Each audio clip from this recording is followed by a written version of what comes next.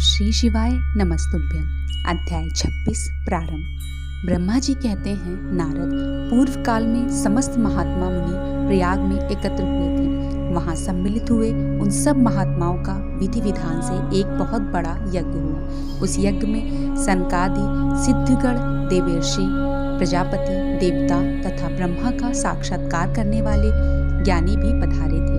मैं भी मूर्तिमान महातेजस्वी निगमों और आगमों से युक्त हो सपरिवार वहां गया था। अनेक प्रकार के उत्सवों के साथ वहां उनका विचित्र समाज जुटा था। नाना शास्त्रों के संबंध में ज्ञान चर्चा एवं वाद विवाद हो रहे थे। मुनि उसी अवसर पर सती तथा पार्षदों के साथ त्रिलोक हितकारी सृष्टिकर्ता एवं सबके स्वामी भगवान रुद्र भी वहां आ पहुंचे। भगवान शिव को आए देख संपूर्ण देवताओं, सिद्धों तथा मुनियों ने और मैंने भी भक्ति भाव से उन्हें प्रणाम किया और उनकी स्तुति की। फिर शिव की आज्ञा पाकर सब लोग प्रसन्नता पूर्वक यथास्थान बैठ गए। भगवान का दर्शन पाकर सब लोग संतुष्ट थे और अपने सौभाग्य की सराहना करते थे। इसी बीच में प्रजापति के भी पति प्रभु दक्ष, जो बड़े तेजस्वी थे, अकस्मात घूमते हुए प्रसन्नता पूर्वक वहां आए। वे मुझे प्रणाम करके मेरी आज्ञा ले वहां बैठे। दक्ष उन दिनों समस्त ब्रह्मांड के अधिपति बनाए गए थे, अतएव सबके द्वारा सम्माननीय थे, परंतु अपने इस गौरवपूर्ण पद को लेकर उनके मन में बड़ा अहंकार था, क्योंकि वे तत्व ज्ञान से शून्य थे। उस समय समस्त देवर्षियों ने नतमस्तक हो स्तुति और प्रणाम के द्वारा दोनों हाथ जोड़कर उत्तम तेजस्वी दक्ष का आदर सत्कार किया।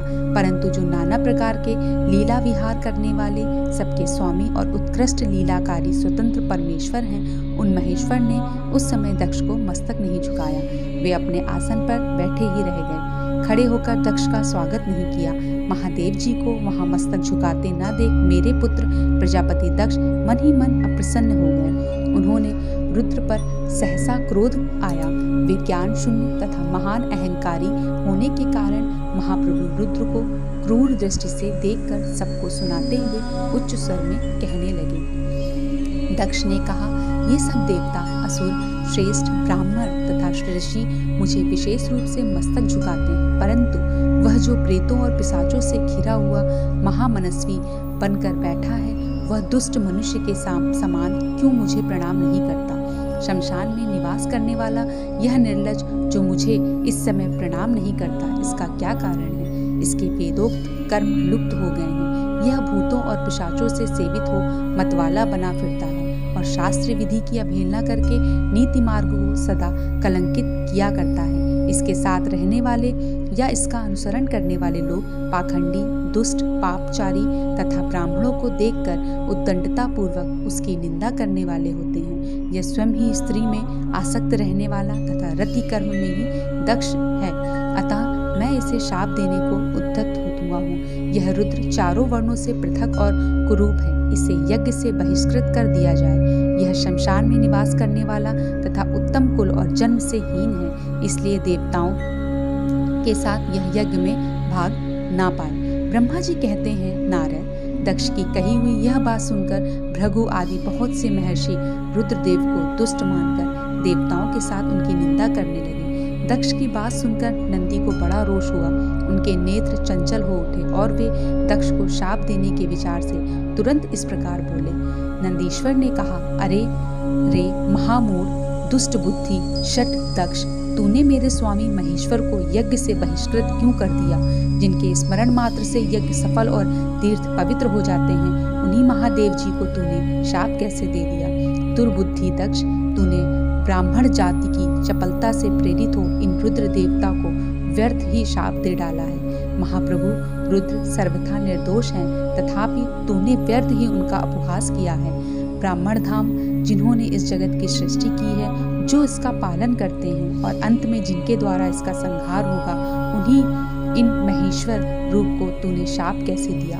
नंदी के इस प्रकार फटकारने पर प्रजापति दक्ष रोष से आग बबूला हो गए और उन्हें शाप देते हुए बोले, अरे रुद्रगणों, तुम सब लोग वेद से बहिष्कृत हो जाओ, वैदिक मार्ग से भ्रष्ट तथा महर्षियों द्वारा परित्यक्त हो पाखंडवाद में लग जाओ और शिष्टाचार से दूर रहो। सिर पर जटा और शरीर में भस्म एवं हड्डियों के आभूषण धारण करके मदपान में आसक्त रहो। जब दक्ष ने शिव के पार्षदों को इस प्रकार शाप दे दिया तथा उस शाप को सुनकर शिव के प्रिय भक्त नंदी अत्यंत रोष के वशीभूत हो गए। शिलाद पुत्र नंदी भगवान शिव के प्रिय पार्षद और तेजस्वी हैं। वे गर्व से भरे हुए महादुष्ट दक्ष को तत्काल इस प्रकार उत्तर देने लगे।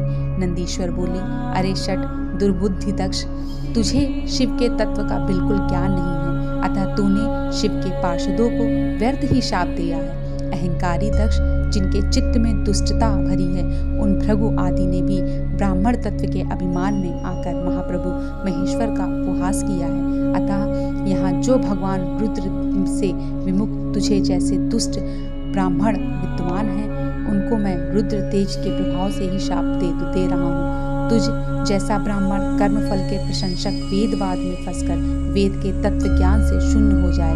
वे ब्राह्मण सदा भोगे में तन्मय रहकर स्वर्ग को ही सबसे बड़ा पुरुषार्थ मानते हुए स्वर्ग से बढ़कर दूसरा कोई वस्तु नहीं है, ऐसा कहते रहें तथा क्रोध, लोभ और मद से युक्त हो निर्लज भिक्षु बने रहें। कितने ही ब्राह्मण वेद मार्ग को सामने रखकर शूद्रों का यज्ञ कराने वाले और दरिद्र होंगे, सदा दान देने में ही लगे रहेंगे। दूषित दान ग्रहण करने के कारण वे सब के सब नरकगामी होंगे। दक्ष, उनमें से कुछ ब्राह्मण तो ब्रह्मा राक्षस भी होंगे, जो परमेश्वर शिव को सामान्य देवता समझकर उनसे द्रोह करता है। वह दुष्ट बुद्धि वाला प्रजापति दक्ष तत्वज्ञान से विमुख हो जाए। यह विषय सुखी की इच्छा से, कामना रूपी कपट से युक्त धर्म वाले गृहस्थ आश्रम में आसक्त रहकर कर्म कांड का तथा कर्मफल की प्रशंसा करने वाले सनातन वेदवाद का ही विस्तार करते रहें। इसका आनंददायी मुख नष्ट हो जाए, यह आत्मज्ञान को भूलकर पशु के समान हो जाए तथा यह दक्ष कर्म भ्रष्ट हो शीघ्र ही बकरे के मुख से युक्त हो जाए। इस प्रकार कुपित हुए नंदी ने जब ब्राह्मणों को और दक्ष ने महादेव जी को शाप दिया, तब वहां महान हाहाकार मच गया। नारद, मैं वेदों का प्रतिपादक होने के कारण शिव तत्व को जानता हूँ, इसलिए दक्ष का वह शाप सुनकर मैंने बारंबार उसकी तथा भृगु आदि ब्राह्मणों की भी निंदा की। सदाशिव महादेव जी भी नंदी की वह बात सुनकर हंसते हुए से मधुर वाणी में बोले। वे नंदी को समझाने लगे। सदाशिव ने कहा, नंदिनन, मेरी बात सुनो, तुम तो परम ज्ञानी हो, तुम्हें क्रोध नहीं करना चाहिए। तुमने भ्रम से यह समझकर कि मुझे शाप दिया गया है, व्यर्थ ही ब्राह्मण कुलों को शाप दे डाला। वास्तव में मुझे किसी का शाप छू ही नहीं सकता, अतः तुम्हें उत्तेजित नहीं होना चाहिए। वेद मंत्राक्षरमय और सूक्तमय है, उसके प्रत्येक सूक्त में समस्त देहधारियों के आत्मा परमात्मा प्रतिष्ठित है, अतः उन मंत्रों के ज्ञाता नित्य आत्मवेदता है। इसलिए तुम रोषवश उन्हें शाप न दो। किसी की बुद्धि कितनी ही दूषित क्यों न हो, वह कभी वेदों को शाप नहीं दे सकता। इस समय मुझे शाप नहीं मिला है, इस बात को तुम्हें ठीक ठीक समझना चाहिए। महामते, तुम सनकादि सिद्धों को भी तत्व ज्ञान का उपदेश देने वाले हो, अतः शांत हो जाओ। मैं ही यज्ञ हूँ, मैं ही यज्ञ कर्म हूँ। यज्ञों के अंगभूत समस्त उपकरण भी मैं ही हूँ। यज्ञ की आत्मा मैं हूँ, यज्ञ परायण यजमान भी मैं ही हूँ और यज्ञ से बहिष्कृत भी मैं ही हूँ। यह कौन है, तुम कौन हो और ये कौन है? वास्तव में सब मैं ही हूँ। तुम अपनी बुद्धि से इस बात का विचार करो। तुमने ब्राह्मणों को व्यर्थ ही शाप दिया है। महामते नंदिन, तुम तत्व ज्ञान के द्वारा प्रपंच रचना का पात करके आत्मनिष्ठ ज्ञानी एवं क्रोध आदि से शून्य हो जाओ। ब्रह्मा जी कहते हैं, नारद, भगवान शंभु के इस प्रकार समझाने पर नंदिकेश्वर विवेक परायण हो क्रोध रहित एवं शांत हो गए। भगवान शिव भी अपने प्राण प्रिय पार्षद नंदी को शीघ्र ही तत्व का बोध कराकर प्रमथ गणों के साथ वहां से प्रसन्नता पूर्वक अपने स्थान को चल दिए। इधर रोषवेश से युक्त दक्ष भी ब्राह्मणों से घिरे हुए अपने स्थान को लौट गए, परंतु उनका चित्त शिवद्रोह में ही तत्पर था।